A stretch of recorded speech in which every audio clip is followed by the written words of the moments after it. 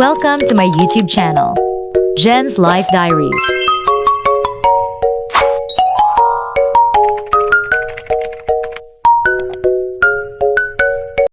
Hi Sunshine! Welcome to my YouTube channel.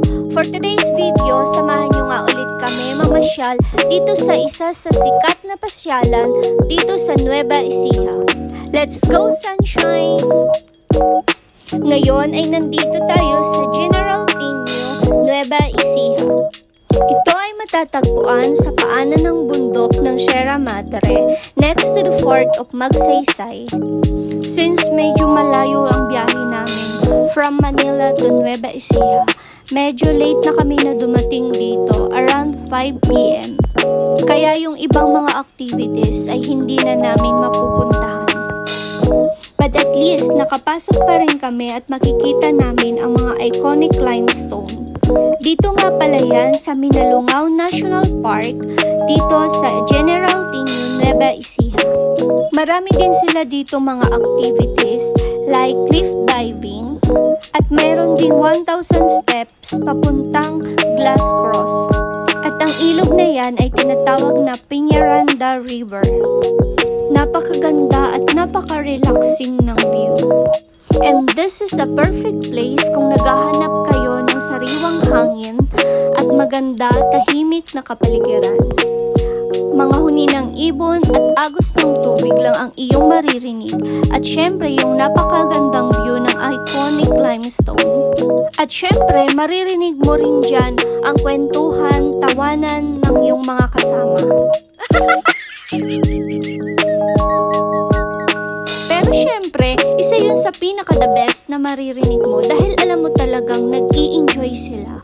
Dahil syempre, kahit gaano pa natin kabisi sa trabaho, sa pamilya natin, or suko kung ano pa mang pinagkakabisihan mo sa buhay, kailangan talaga natin mag-relax at kailangan natin i-refresh ang ating mga utak. At ganito rin talagang lugar ang napakasarap at napakagandang pasyalan.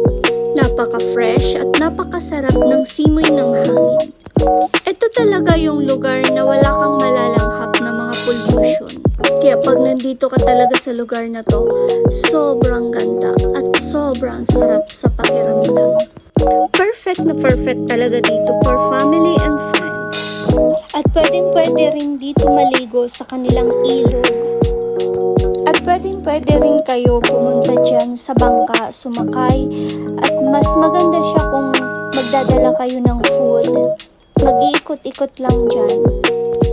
Pero sayang nga lang talaga kasi late na kami dumating. So, hindi na kami makakapunta or makakapasyal sa ibang pasyalan pa na meron dito. Pero syempre, kahit ganun pa man, ay masayang masaya pa rin ako dahil nakarating ako dito. At nakita namin ang mga iconic limestone. And syempre, nagkaroon kami ng time with my friends para mamasyal at mag-relax dito. Pero syempre, bawi na lang tayo sa susunod pag pupunta ulit tayo dito. Oh, meron din pala ditong hotel kung saan pwede kayo mag-stay overnight para kinabukasan mas maaga kayo. Mai-enjoy nyo talaga ang views at magkakaroon din kayo ng mga activities. Pwede kayong sumali and then pwede kayong mag-ikot-ikot sa lugar na to.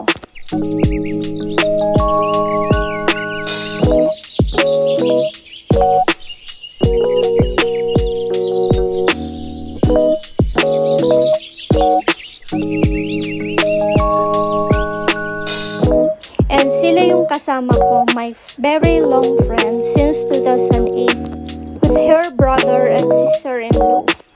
And of course, yung mga kids. Yan, para ko na silang mga kapatid since wala talaga akong kapatid. At syempre, bago kami umalis, magmo-model-model lang muna ako dito. Kunwari lang naman.